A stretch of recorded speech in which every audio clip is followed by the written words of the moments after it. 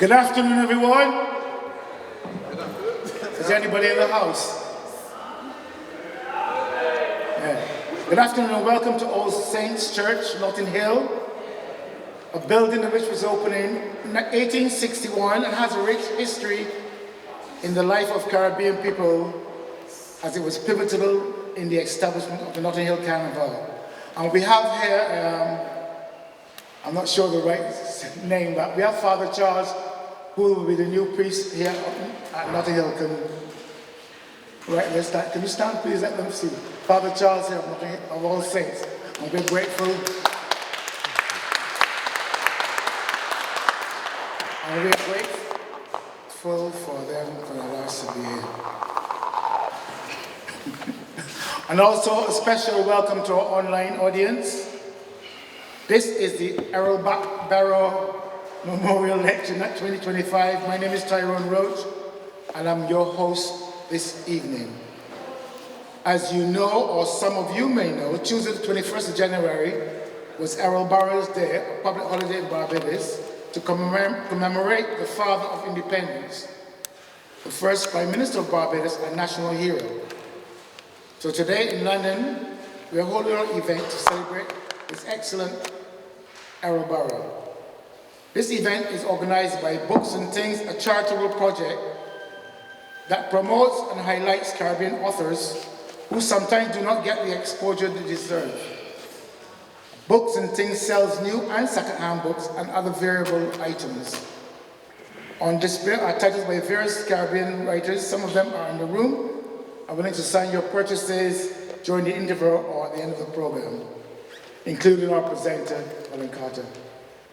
Some of the second-hand books available today were donated by the family of the late Henderson Dalrymple, a former editor of the West Indian World and Caribbean Times newspapers.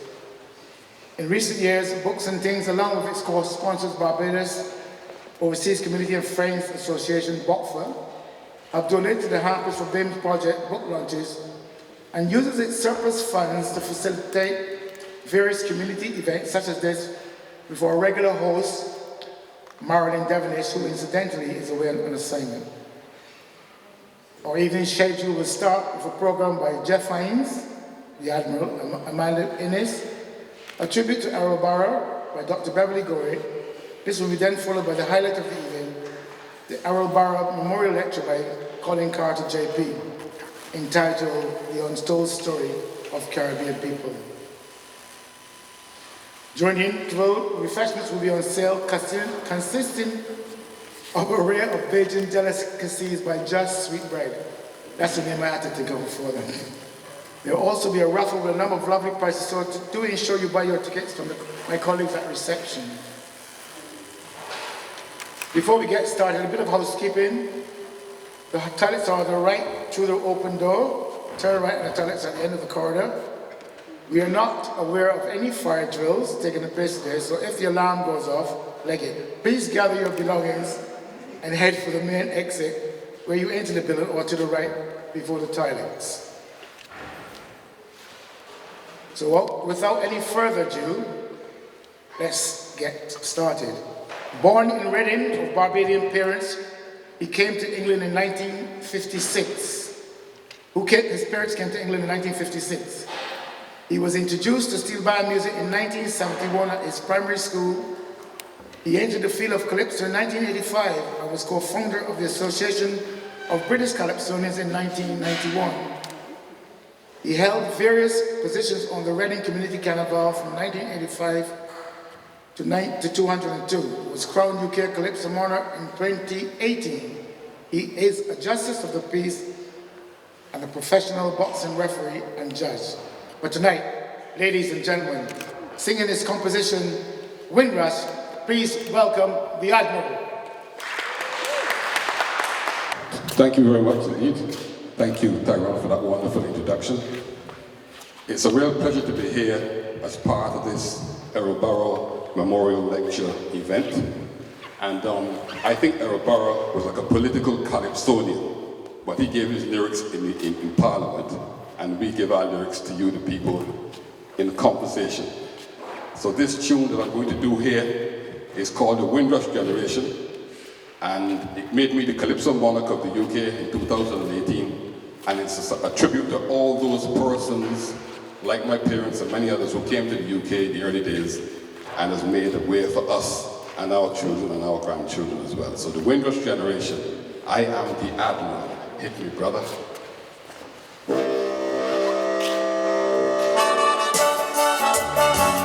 Yes.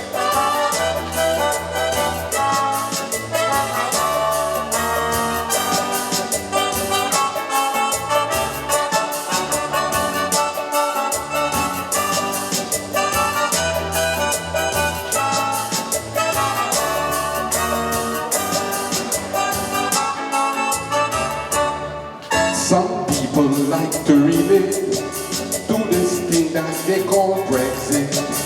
Some people want to relate to this thing that they call Brexit. But I say that is not the case. Some are possessed by color and race, and they want to pick on people. But tell them I say, don't look for trouble, cause West Indians don't need to bother. We don't have to ask for no favors. They said the streets was paved with gold, and when they came, they found the place was so cold. Now the migrants making money, and some locals getting angry. But I want them to understand, they can't blame that on West Indians, because the Windrush generation is who helped to build up this Great Britain.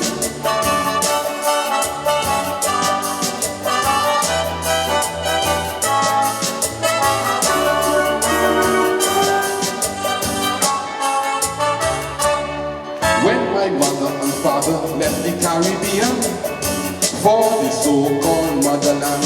They had to toil and toil in this country. Heaven knows it wasn't easy, but with perseverance and a lot of stamina, things move on and get a little better. Now we are reaping the seeds that they sowed. So don't let no one tell you you've got to go, cause West Indians don't need to bother. We don't have to ask for no favors. We have the education, and we in seconds to anyone. Look, the hospital suffering, and politicians keep ignoring. But I want them to understand, plenty nurses came from the Caribbean, and the Windrush generation introduced better hygiene to Great Britain.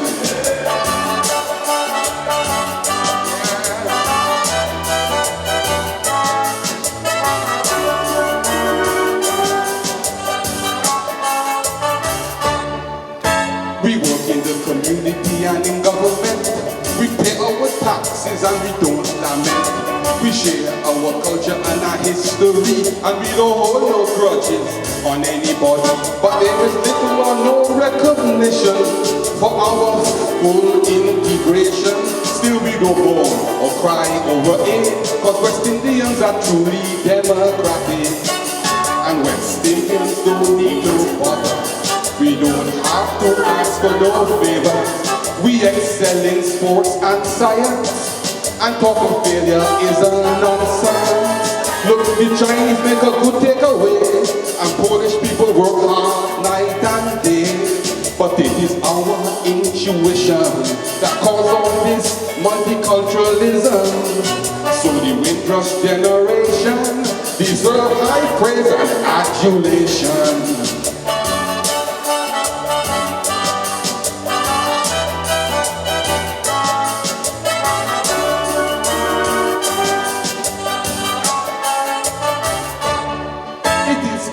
And evident in this country, the newsmakers should take a look at, cause we don't fight or bully anyone at all is one and one for all. And our conscience and ability means we are sensible for everybody.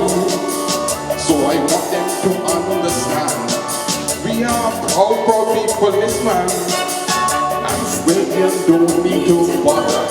We don't have to ask for no favors.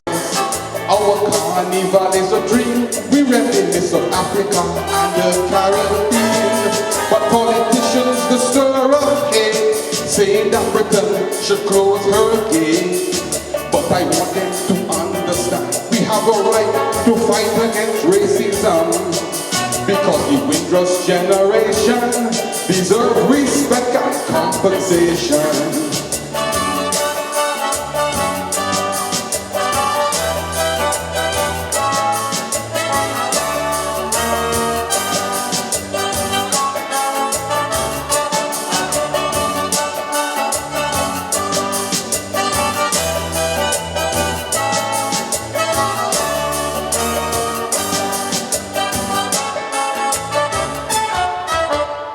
Thank you.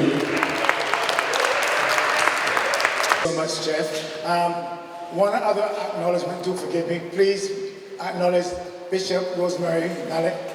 Please stand up, Rosemary.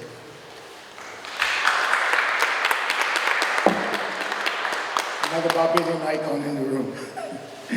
The next performance is by a young lady, a writer, a poet, and author. Amanda's first poem was published in Writing Our Legacy, Convert magazine in 2020. Her work was selected for Hackney Council's National Women Rush Day celebrations. Her poem, A Grit and a Prayer, highlighted her mother's journey from Barbados to London during the 1950s. In 2024, Amanda was commissioned by Homerton Healthcare Foundation Trust to write a series of poems for their Frailty Awareness Initiative. Amanda's poems are featured in the recently published anthology Black Grief and Healing with Yanni Ralston and Patrick Vernon. Amanda currently manages community organizations that reduce social isolation and loneliness for older people. She's a lover of all things Bajan. Please welcome Amanda Innes. Thank you.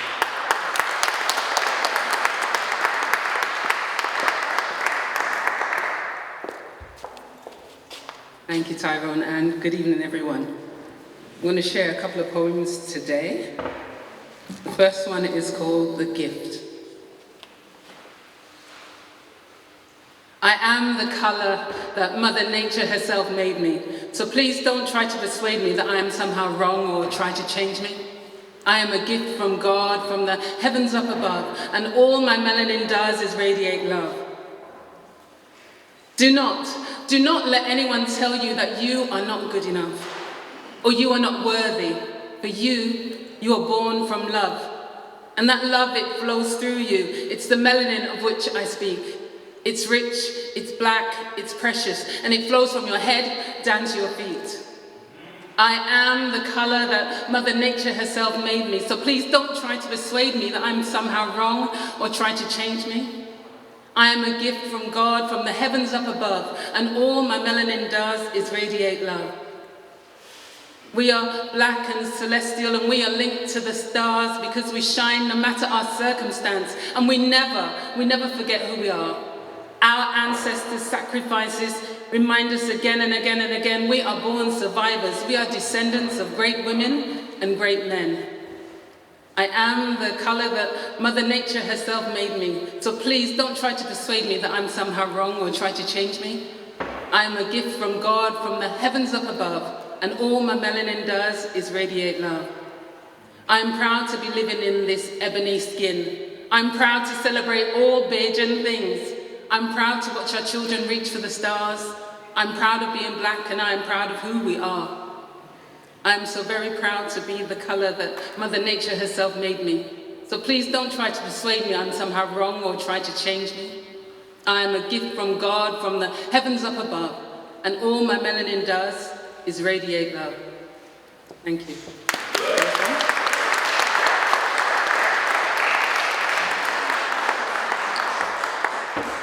And my second one is called Yellow, Black, and Blue, because of the Bajan flag. Even though I am far from home, I carry Barbados with me wherever I go. BIM is in my heart and in my soul, and thoughts of Barbados keep me warm when it's cold outside, snow on the ground, frost in the air. There's always a warmth right here, with a love for the island that is undoubtedly clear. For it is indeed a green, fertile, wonderful land, blue skies, clear waters, and the cultivation of crops. Well, it goes hand in hand. We have tourism, we have pride, we have industry, and all these things make Barbados too sweet. An island is complete. And there are those who say that Barbados is flat and it has no mountains. Well, we all know that's not true. That's not true. For they have never seen the golden mountains of Cuckoo with... Yes, the golden mountains of Cuckoo with its rivers of gravy and cucumber boats, man. Flying fish and Cuckoo is what we Bajans love the most.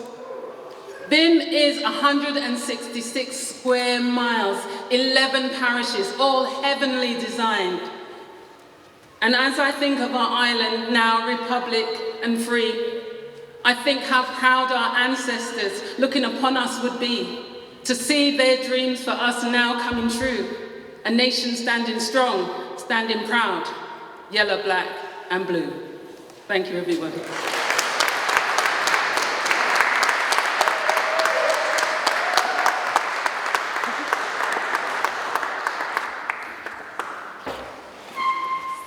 That was absolutely wonderful. I like that bit, but among the mountains of Cuckoo. I was thinking about Chimborazo or Hillaby or one of them. Well done, Amanda. Right. The next item on our agenda is a tribute to Errol Barrow. And let me tell you a bit about the person paying tribute. Dr. Gorin is a retired university lecturer and an administrator with a teaching career that spans some 40 years, from primary school teaching to university lecturing. She was a youth worker and youth counselor mentor and an advocate for parents whose children were excluded from school. She was involved in the Saturday school movement, where she taught for over 50 years. Now happily retired, she does occasionally teaching, but is mostly involved in charitable work with books and things. She's the chairman. She is the chair of the Allen School Alumni Association UK and Friends, and vice chair of the National Council of Barbadian Association UK. Ladies and gentlemen, please welcome Dr. Beverly Gorin.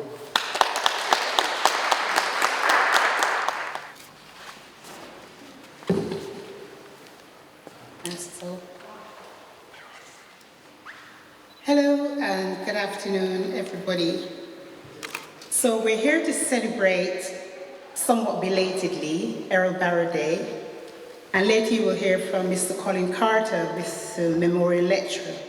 So my task is really just to give you a very small snippet, I guess, because there's so much about Errol Barrow that I could say, but it will probably take such a long time. So this is just a very short piece about him. Some of this you'll be hearing for the first time, but I'm sure most of you know what I'm saying anyway. So Errol Barrow is known as the father of independence. He was the first Prime Minister of Barbados and national hero. And on top of that, you can even get to spend a barrel when you're in Barbados, of course, as he graces the face of the $50 bill. He is indeed a revered man. In fact, it can be argued that no one has made a more significant contribution to tiny Barbados than Errol Walton Barrow. Indeed, when he strode the country like a colossus during the 1960s and early 70s, some Barbadians used to refer to the island as Barrow Barbados. So he was born on the 21st of January, 1920 in St. Lucie, into a politically active family. His father, Reginald, was an Anglican priest and also an activist, and was later headmaster of the Allen School, which is my alma mater. His mother, Ruth, was the sister of Charles Duncan O'Neill, who is also a national hero. He founded the Democratic League and,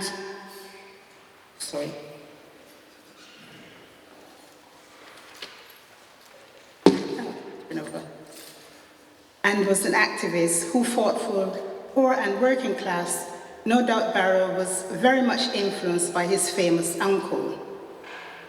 Barrow attended Combermere School, and later Harrison College, and received a scholarship to enter Codrington College to study theology, but changed his mind.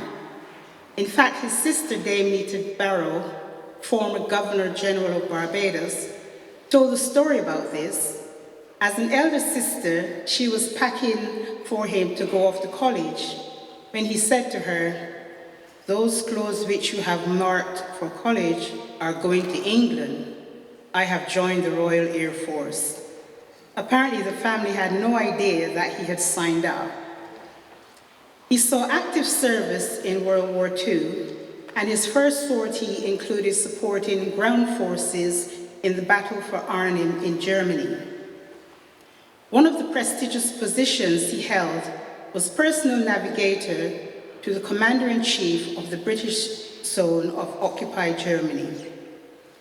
Following his successful and highly decorated service, he attended London School of Economics and went on to study law at the Inns of Court in London. He was chairman of the Council of Colonial Students, and his contemporaries included the likes of Forbes Burnham of Guyana and Michael Manley of Jamaica, both of whom also went on to lead their countries. He entered politics on his return to Barbados and was elected to Parliament in 1951 for the Barbados Labour Party. However, he was one of a group of people who wanted a more progressive agenda for the country. So they broke off and formed the Democratic Labour Party in 1955. He became the leader of the party in 1958.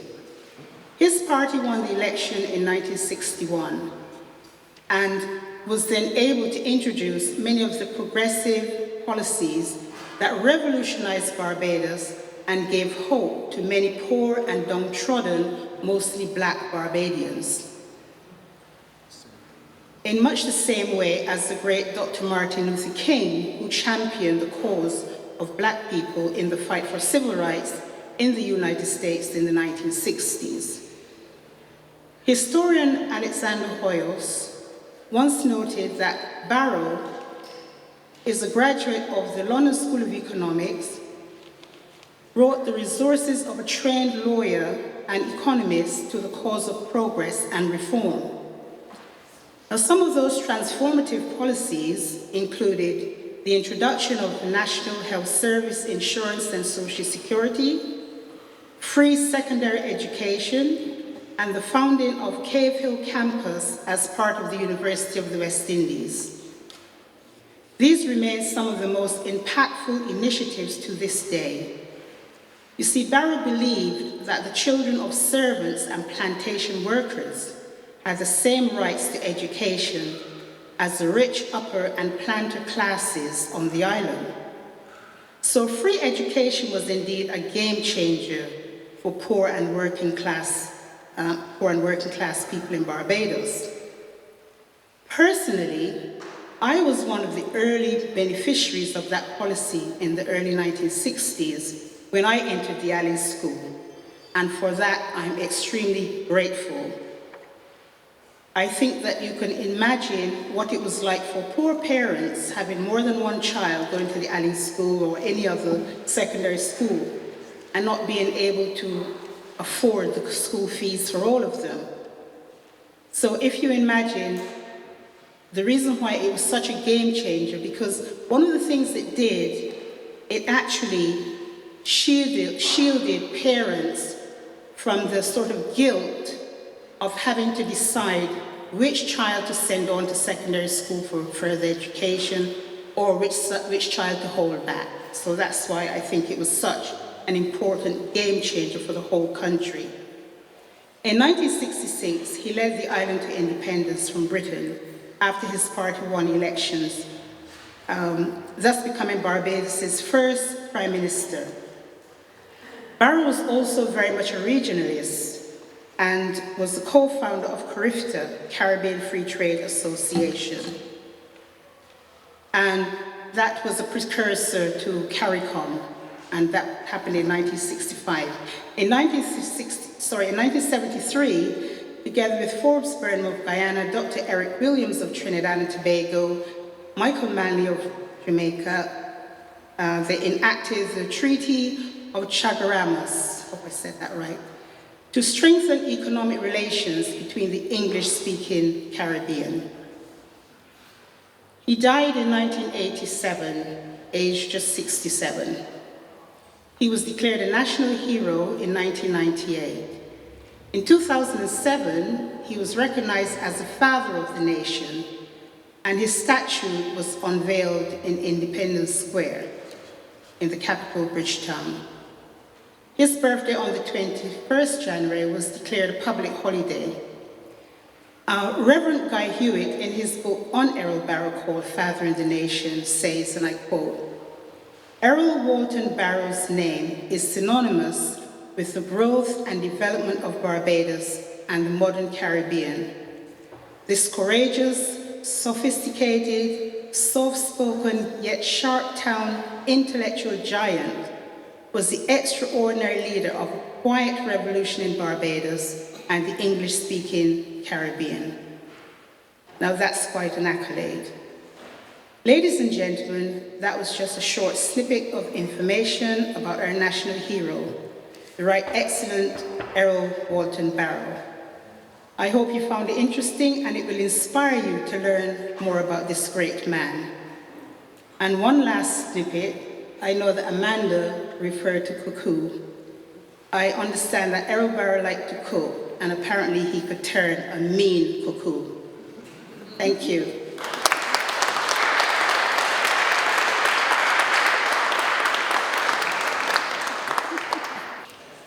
Thanks very much, Beverly. I didn't expect that, but very well done. Right, now it's time. Born on the wrong side of the Great Divide in Carrington's village, St. Michael, Barbados, Collin Leroy Carter's journey is nothing short of remarkable. A proud graduate of the renowned St. Giles Boys School, Collin's life has been one of resilience, transformation, and unwavering commitment to his community. Collin is an entrepreneur, a philanthropist, author, and educational benefactor to both the St. Giles Boys School and Fresh Start Academy in Barbados. After completing school, he began his career as a health inspector. In 1962, Collin immigrated to the United Kingdom, and on arrival at Gatwick Airport on Friday the 2nd of November, his intention was to join the British Army, but was persuaded by a friend to join London Transport instead. From there, Collin embarked on an impressive journey of personal growth. He lived in London amidst the turbulence of racial tensions and the fight for equality. Collin found his voice and his calling and became an active member of the Black Power movement and the Black Panthers. In 1970, Collin traveled to Trinidad where he immersed himself in the Black Power demonstrations. That trip marked a turning point in his life. After returning to the UK, he founded Jetload Trading, Shipping and Freight Forwarding Company. 7 years later, he launched a property development company.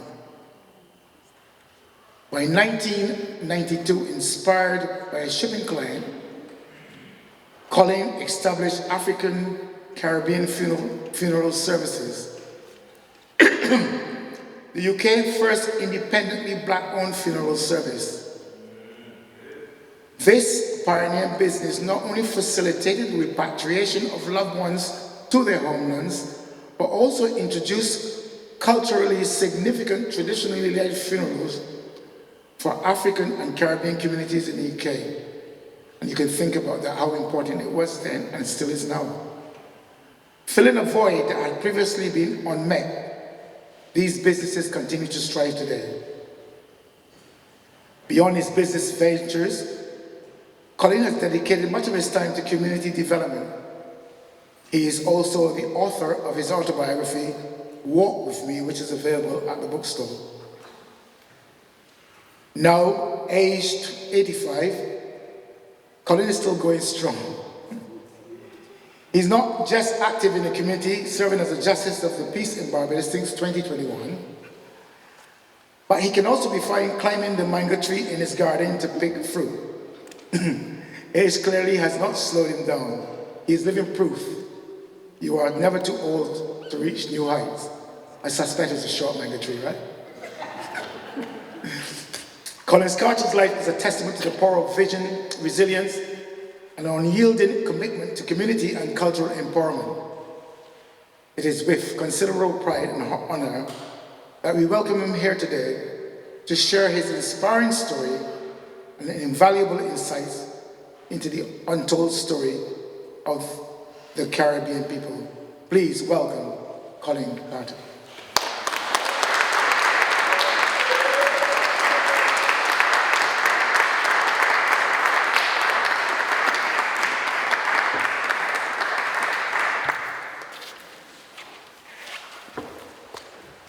Good afternoon or good evening, everyone. Tyrone, or Father Charles, Bishop Malik, Barbadians and friends all. It is indeed a privilege and a pleasure for me to be asked to address you this evening. I would prefer to call it an address rather than a lecture.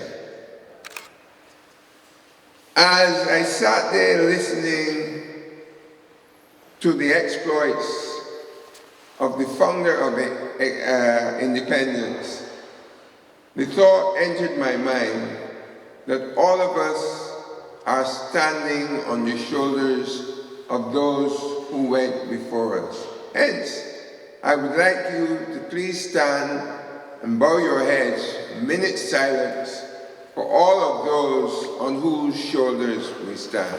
Thank you.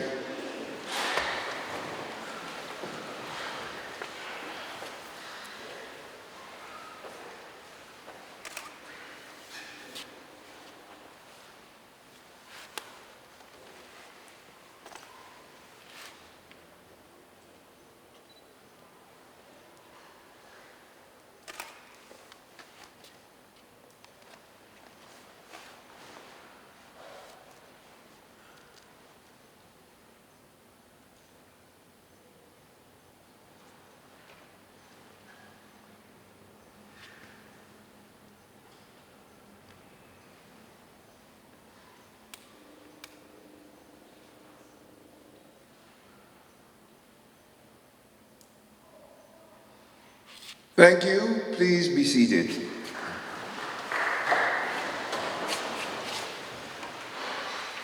I found it almost impossible and surely very difficult to determine what I would say this evening. But I am told that one of the subject matters I am requested to speak on is the untold story of Caribbean people. To tell this story, I will briefly touch three of the islands of the Caribbean. Firstly, Jamaica. It was in 1655 that Jamaica was taken from the Spanish by the English. And we must remember that in 1804, Haiti, the only country that ever beat a colonial oppressor to gain their freedom.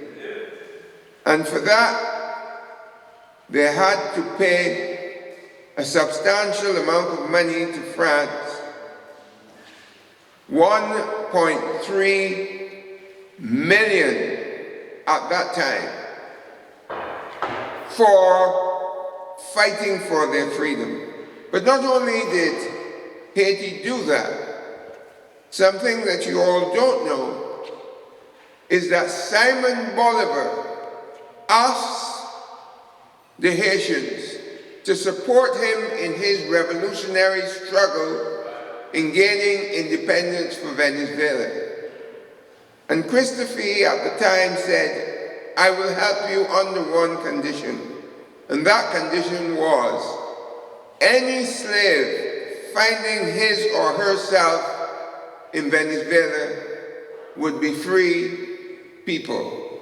That was agreed, and Simon Bolivar was successful in gaining independence for Venezuela as a result of Haitian intervention. So we owe a great price to that place that is so turbulent today. I would also like to touch on Barbados, 1627. In 2 years' time, it would be 400 years that the British was loitering on the land of Barbados after closing time. And that is words from the great Errol Barrow. To continue in the vein of the untold story of the Caribbean, I have some of these photos that you can look at, and this one was taken from a hoarding at St. Peter's Parish Church with a board that read as follows: "Moments in time, Barbados is still a very religious country with over 100 existing religions." That statement is grossly incorrect, and it demands from us to read critically and analytically that which we read. I would find it difficult to name you 20 religions.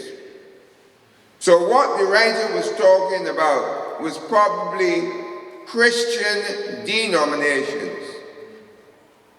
It goes on to say that the bulk of the early settlers, they were not settlers. They were genocidal, the people who arrived in Barbados in 1627 and thereafter, because they annihilated the people they found there. It also said that these people were Anglicans,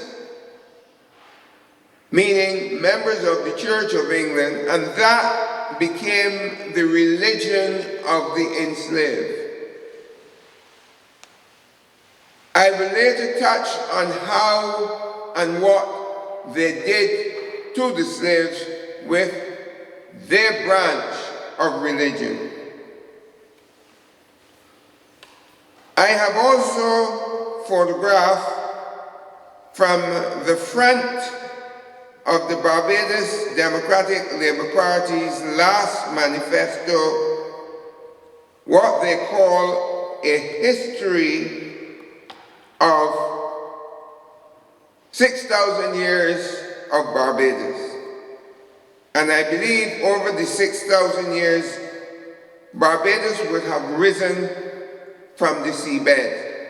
Being an island of coral formation, it would have taken thousands of years for the island to form and rise above the surface of the sea.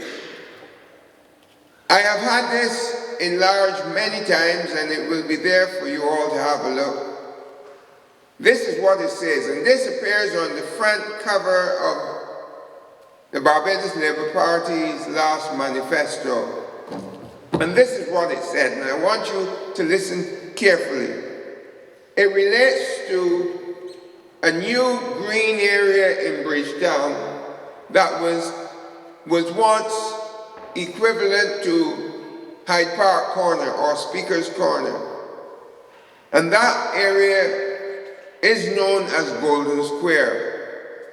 And much political activity took place in Golden Square. But what is most important about this, it says there's a wall just built there and all the names that have made a contribution to the building of Barbados are inscribed on that wall.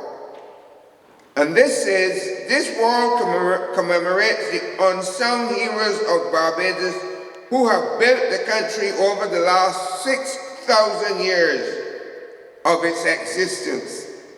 These persons, each in their way, would have contributed to this island's transition from Ichi-Ruganium. I'm sure a lot of you are hearing for the first time that the real name and the true name and the original name of the place called Barbados is Ichi-Ruganium. And this was the name given to the island by the Amur Indians who lived there for thousands of years. The question is, why was I not told this? These are questions you must answer. My duty here is to enlighten you and also to tell you about the Caribbean struggle. And the reason for this is that Barrow would have been acquainted with a lot of this information, and his life was dedicated to putting a lot of these things right. And he first tackled it by the use of education, even though at this point in time, the oldest educator in Barbados, who will be 107 years in September this year, and taught longer in Barbados than any other known teacher, who only retired about 15 years ago, she was my very first teacher. And she was also the first teacher, I believe, of our current Prime Minister. And she says that the education we have at this moment in time is not fit for our purpose. That is probably why we don't know that things were done by other people, that these people got no credit for their contribution.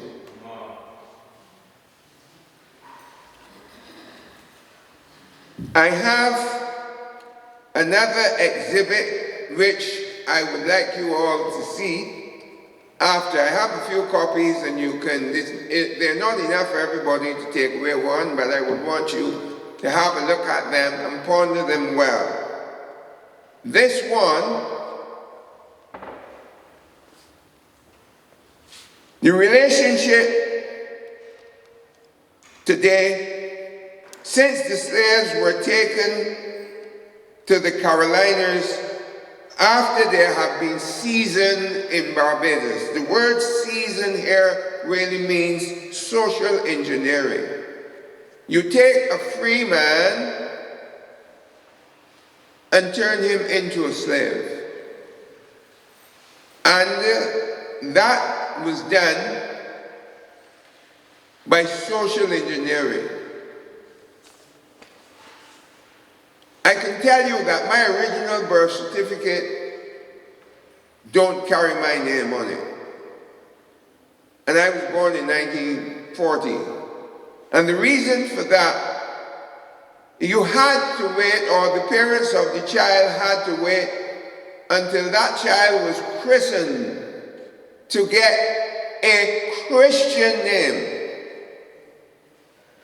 And the Anglican Church also have a hymn, I believe many of you know it.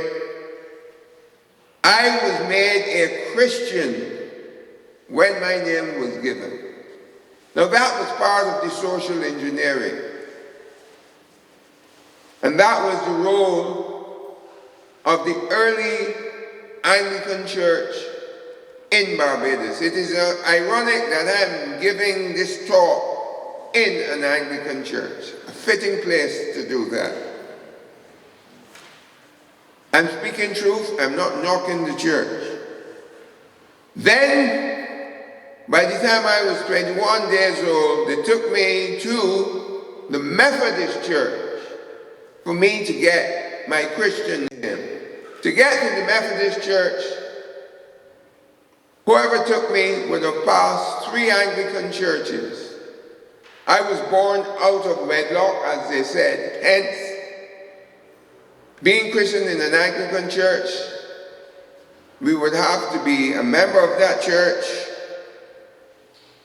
and if one did not go to church, then that christening, if you were a member, would probably be on a Thursday, and for lawful children, their christenings would have taken place on Sundays. So I'm giving you an understanding of what Barbados was like, that Barrow would have known about this, and his life was dedicated to change. After the christening, I would have received a baptismal certificate, and the baptismal certificate is what we use for entering schools. So this is teaching you how the chips were placed not only on our brains, but our psyche as well, in order to control. This one about the Carolinas. In the 1700s, Britain was making a hell of a lot of money from the enslavement of Africans. And Barbados at the time was like one sugarcane field. There was sugarcane everywhere. And they were making a killing. And the 6 top planters in Barbados petitioned the king at the time, I think it was Charles II, for more land in order for him to get his cut and for them to make more money. And more land, by a proclamation, was given to those planters in South Carolina. So therefore, there's a direct relationship with South Carolina and Barbados. Many Americans of South Carolina, known as the Geechee or Gullah people, can trace their roots back to Barbados. The first 6 governors of South Carolina were Barbadian planters. And the Gullah people have written the New Testament, rewritten the New Testament in their vernacular, what we would call pidgin English or broken English. They're now saying it's a language based on our experience. Many times we had to communicate using certain words or changing certain words in order to communicate without our oppressors understanding what was said. And hence, they have written or rewritten the New Testament in Gullah. And when you read it, it sounds very much like a Bajan written New Testament. I've only been given 30 minutes to do this lecture, so Tyrone, please keep watching the clock. So this is part of the experience of Barbadians, but not only Barbadians, Africans in the Caribbean during the 1600s, 1700s, 1800s. And what is ironic, according to the research done by the University of the West Indies, especially in relation to Jamaica, they reckon that over the period of slavery, 1.30 million slaves were shipped to Jamaica alone. And by the time slavery ended, there was only 300,000 enslaved people. This would also convey what slavery was like. During the question and answer session, I know that you probably would want to ask some questions.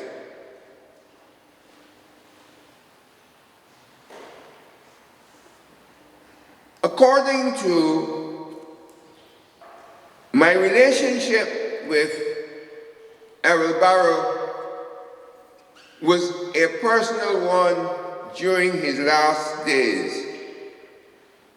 And at about 20 years, 21 years old, as a young man in Barbados, we campaigned for the Democratic Labour Party, and the slogan was, "Sweep them out." In other words, change the government, get rid of the Barbados Labour Party. And we all, as young people, had our brooms and went to political meetings all over Barbados. So it was my pleasure in later years to become the chairman of the UK branch of the Barbados Labour Party. And that brought me fairly close to Errol Barrow.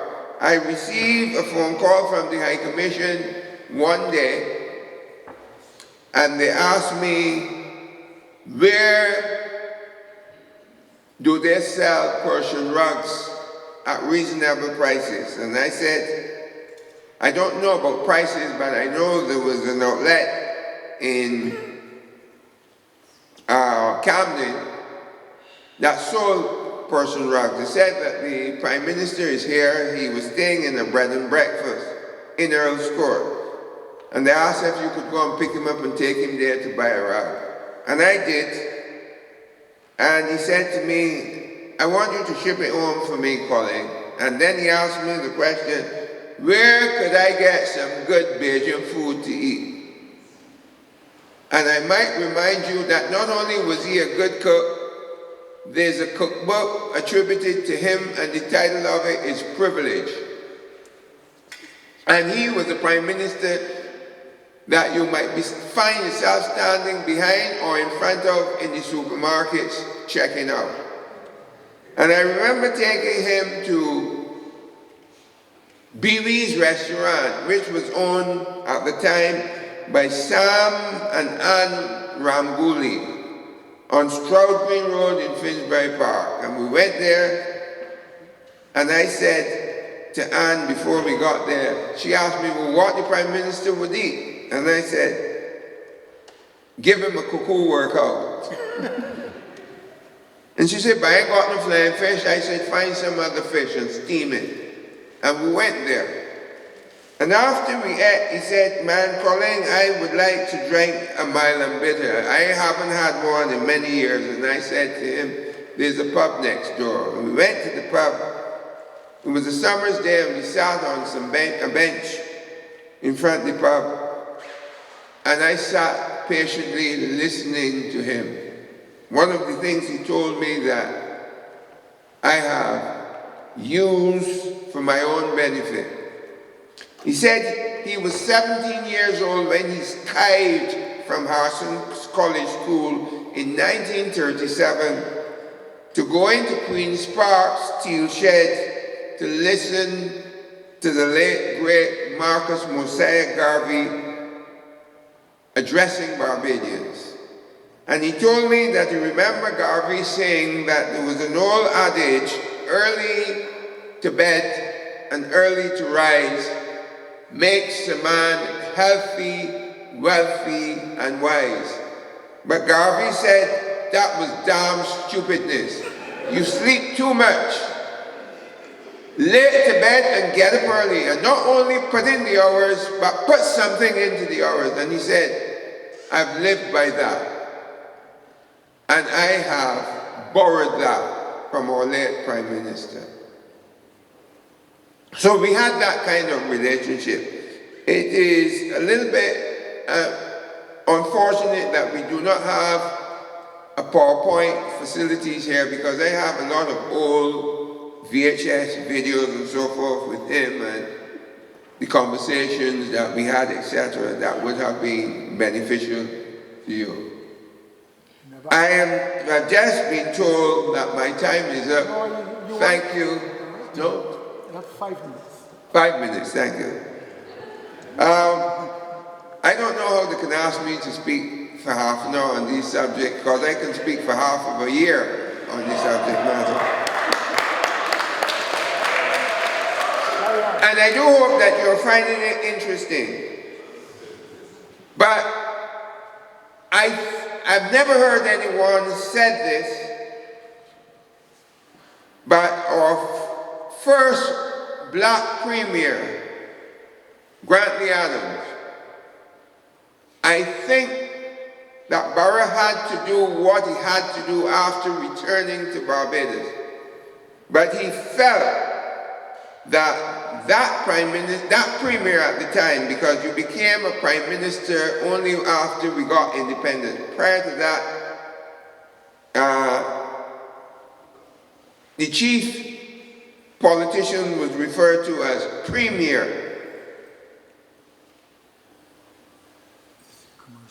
Adams was asked in the 1950s, I think it was, the early 1950s, to take on a criminal case for murder.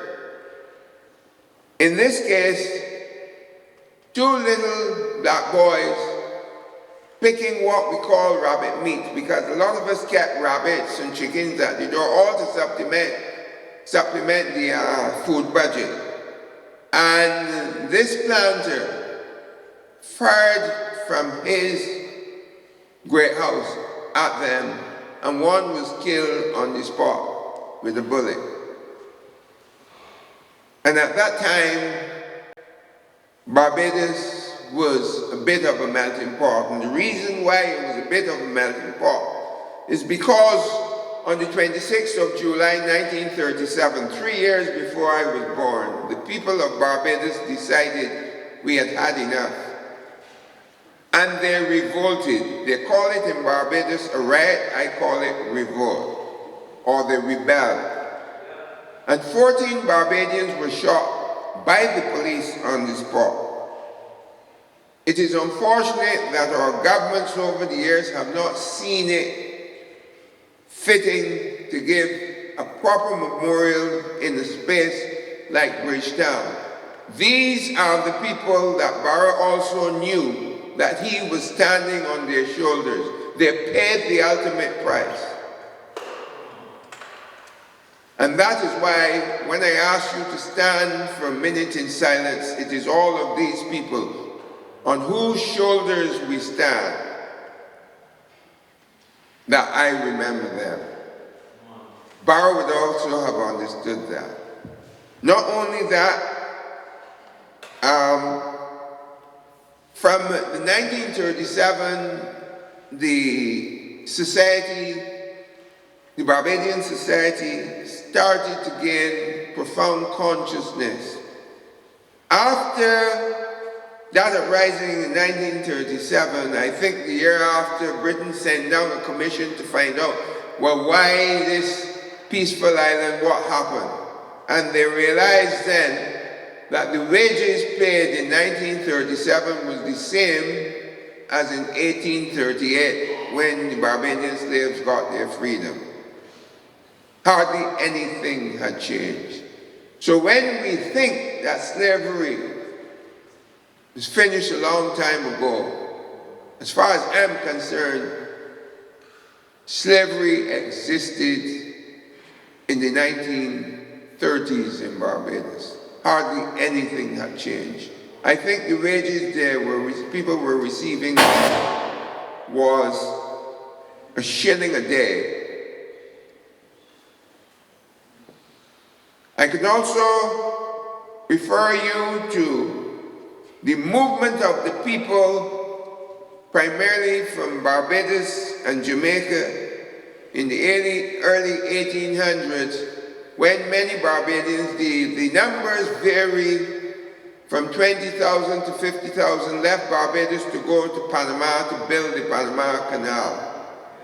And on the return of these people around the beginning of the First World War, 1914,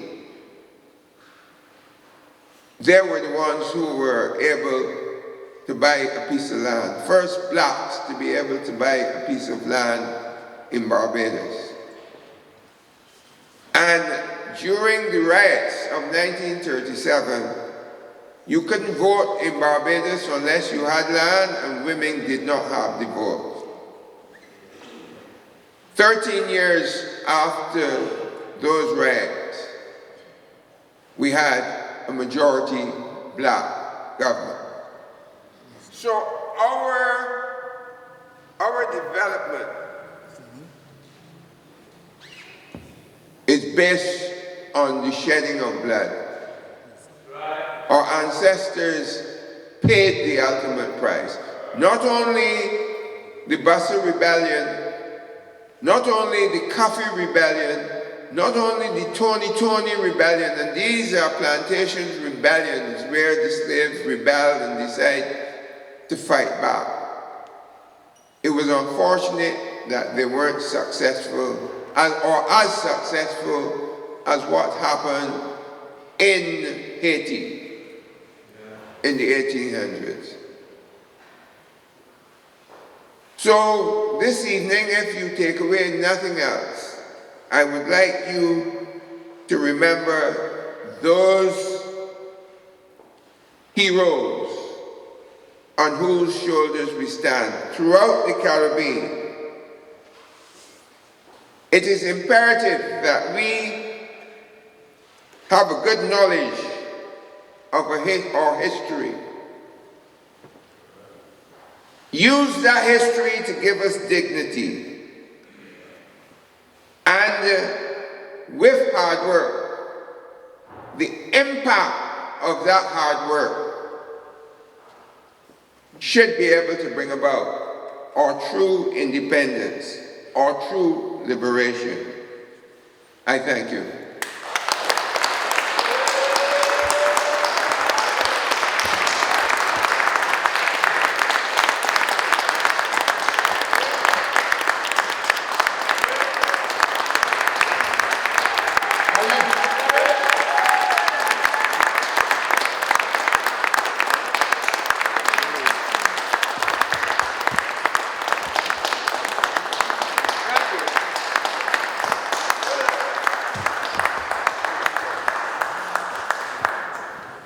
Excellent. Thank you so much, Collin.